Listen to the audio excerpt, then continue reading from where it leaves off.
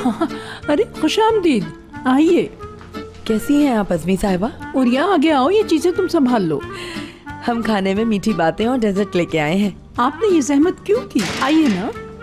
बहुत शुक्रिया। तशरीफ रखिए। ये आपके लिए है। हाँ। और ये दारिया मैडम और ध्रुव के लिए है। अरे, और ये वाला मेरे प्यारे दामाद के लिए है। ये रिवायात तो तकरीबन खत्म हो गई हैं।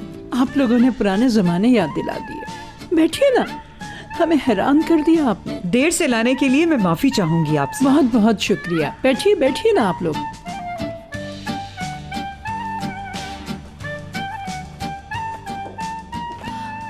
हाय अल्लाह। अज़मी साहिबा, क्या वो बच्चों के बीच में जो नाराजगी चल रही थी वो खत्म हो गई?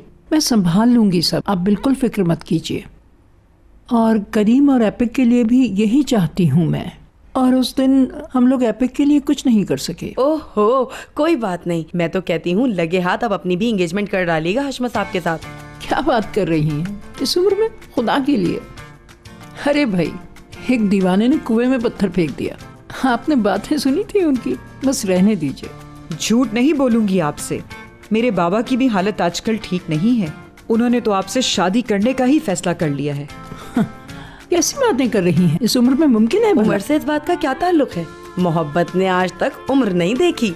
मुझे देखिए, मैं शादीशुदा नहीं हूँ।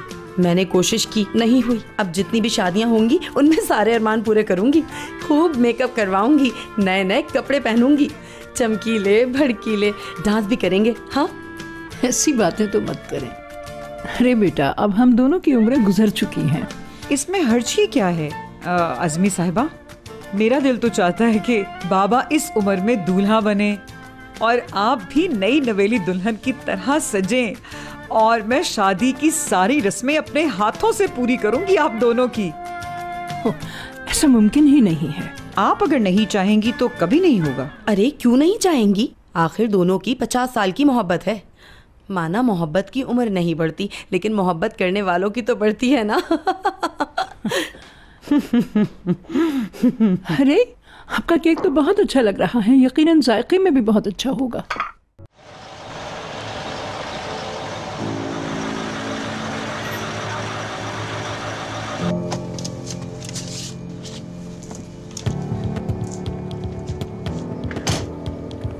आप लोग यहाँ किसका इंतजार कर रहे हैं?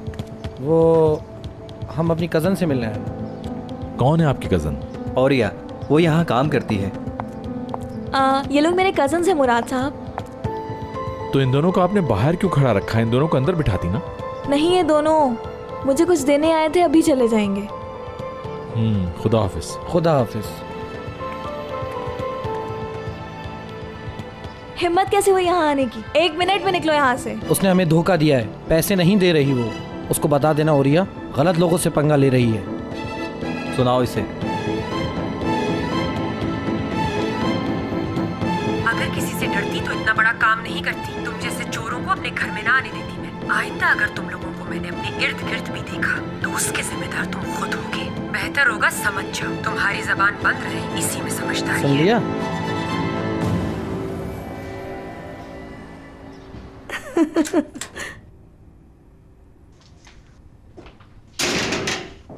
अस्सलाम वालेकुम। आइए दामाद जी, आइए। हाँ, आओ आओ। बहुत देखो, शुक्रिया। तुम्हारी सास तुम्हारे लिए कितने खूबसूरत कपड़े लाई हैं, और कुछ सामान भी। आपका ये सब लाने का बहुत शुक्रिया, लेकिन मैं ये ले नहीं सकता, इस वक्त मुनासिब नहीं है। हाँ, ये वक्त नहीं है, लेकिन ये सब तो हम बस अपने शौक से लेकर आ गए। हरगिज मेरा वो मतलब नहीं। फिर क्या वजह है? आप हयात और मेरे मामलात को जानती हैं। जानती हूँ। इसका तो हमें भी बहुत गुस्सा है, मगर हम क्या कर सकते हैं? उसने अभी तक जिद नहीं छोड़ी, और मुझे लगता है हमारे दरमियान कुछ बुरा होने वाला है। कुछ बुरा नहीं होगा। तुम खड़े क्यों हो? बैठो ना, आज बताती हूँ उसके बारे में कुछ। एक बार जब हयात 6-7 साल की थी, मार्केट में उसने एक गुड़िया देख ली जो उसे बहुत पसंद आई। हर हालत में लेना चाहती थी उसे। उन दिनों घर के हालात भी कुछ नासाज चल रहे थे तो क्या करती। फिर कुछ दिनों बाद मेरे पास कुछ पैसे जमा हुए। मैंने सोचा एक गुड़िया ही तो है, दिला देती हूँ। फिर मैं फौरन मार्केट गई और वो गुड़िया लाके इसको दे दी। लेकिन जनाब मजाल है, हाथ भी लगाया हो उस गुड़िया को उसने। क्यों भाई? क्या आप नहीं जानती? उसकी मर्जी के खिलाफ बात पे उसको गुस्सा आता है। फिर मैंने वो गुड़िया उठा के शोकेस में रख दी ताकि खराब ना हो। भाई खेलना तो दूर की बात, उसके करीब नहीं गई। चंद दिनों बाद मैंने देखा कि जब सब सो जाते वो गुड़िया निकालती और चुपके से खेलती। क्या बात। जिद्दी। लिहाजा बेटा, ये मत समझो कि उसे गुड़िया की तरह चीजों से प्यार नहीं है।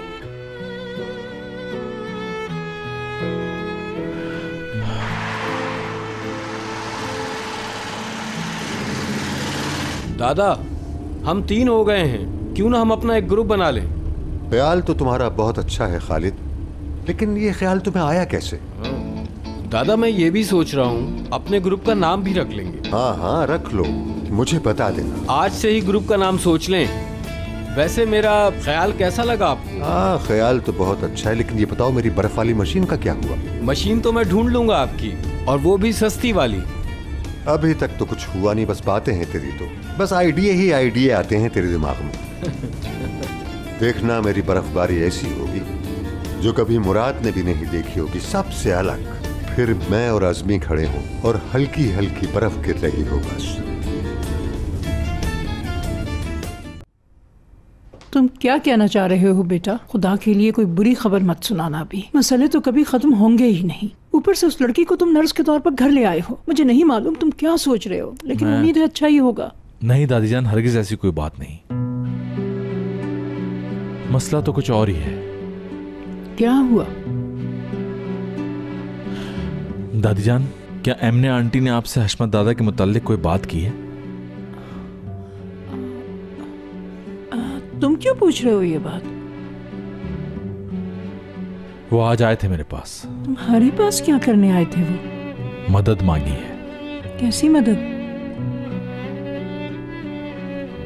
अपने मरने से पहले के सारे काम लिखे हैं उसमें। क्या? कुछ पता नहीं चल रहा, शायद वो बीमार हैं। उस दिन जब मैं तुम्हारी माँ को देखने गई थी, मैंने उन्हें अस्पताल में देखा था। तुम्हें लगता है वो बीमार है? कुछ पता नहीं, लेकिन उन्होंने सब कुछ खुद लिखा है। मुझे ये करना है, मुझे वो करना है, सब कुछ। और उन्होंने ये भी लिखा है कि मरने से पहले अपनी फैमिली की जिम्मेदारी मुराद के हवाले कर देंगे। इस तरह की बातें क्यों लिखी हैं? मुझे भी ये बात उनको समझ नहीं है। वो क्यों मुझ पर इतना भरोसा कर रहे हैं? कंडीशन सीरियस लगती है। समझ में नहीं आ रहा। अगर उन्हें फोन करें तो बताएंगे, तो वो तब भी नहीं। नहीं, अभी आप उनसे कोई बात नहीं करेंगे इस मामले पे। बल्कि आप किसी से भी कुछ नहीं कहेंगे जब तक मैं सब कुछ मालूम ना कर लूं। ठीक है दादी जान, मैं जरा चेंज कर लूँ, फिर मुझे हॉस्पिटल जाना होगा, डॉक्टर से बात करनी अम्मी के बारे में। परेशान मत हो, सब ठीक हो जाएगा।